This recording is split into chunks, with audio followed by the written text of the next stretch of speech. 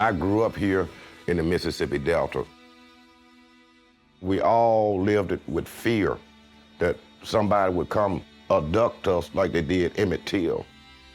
Every black person always lived it with fear because you never know when they're gonna come abduct you.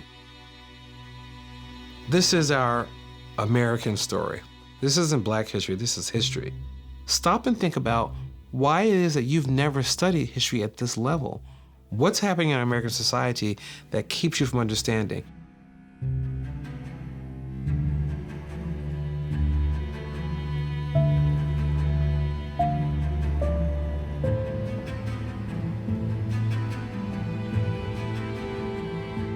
This is cotton capital of the world.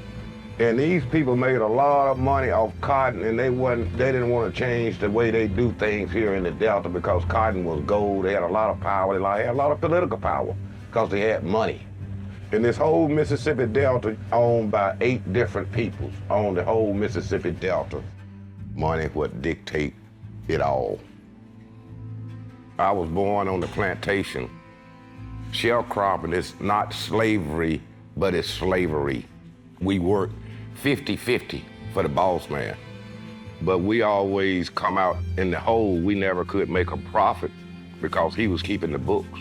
If you get out of debt, you're free to leave, but if you owe me, you're not free to go, and not even your kids. My sisters and brothers, they snuck Chicago. My oldest brother came down and picked my sister up in 1967. And when he leave, he have to leave on Sunday evening like dark to get out the Delta, because if they see you with an Illinois plate going north, they locking you up, buddy. This is the scale. 200 pounds. That's what that bag will be weighing. That's what you'll weigh it on. It's 200 pounds. And you didn't get too old nor young to pick cotton. This was the only place you could live if you was a black person, all the way from 1871 up until late 60s, early 70s. It's still the same. This is one of the poorest districts in the United States. It's not, you can't do it because you black. I can't do it because I'm broke. And you got these 8 people on all the land.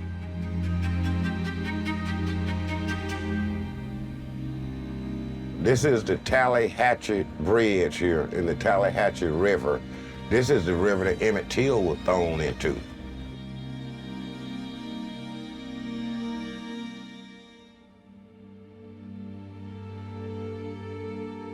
The Bryant grocery store location is where Emmett Till was accused of whistling at Miss Caroline Bryant. She has since come forward and said nothing actually happened. See, that's the way Bryant grocery looked at right here. And Emmett Till, the 14-year-old black guy, he was sitting right here. And this is the house they abducted him from. This guy right here, Mose Wright, said, "Where you taking my grandson?" But he didn't even report it to the police, because if he'd have reported to the police, he'd have got in trouble. They'd have killed him. They beat him, castrated him. They did him up a job. 14-year-old boy. They was the jury, all white men, and they acquitted Bryant and Mallon for killing Emmett Till. And this how he looked at when they showed his body in Chicago. And Jet magazine took photos of this, and that's how this got to be known all over the world. And this guy that owned Bryant Grocery, his dad was one of the jurors on the case of Emmett Till. He got that ran down building, and he wanted $4 million for it because he really don't want to sell it. He wanted to fall down, be a part of history that's gone. This is ground zero of the civil rights movement right here.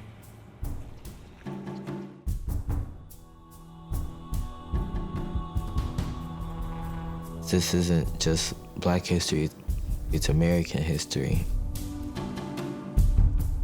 My generation's role is to continue on the fight that their ancestors started, because it's not over, and I want to make sure people remember that.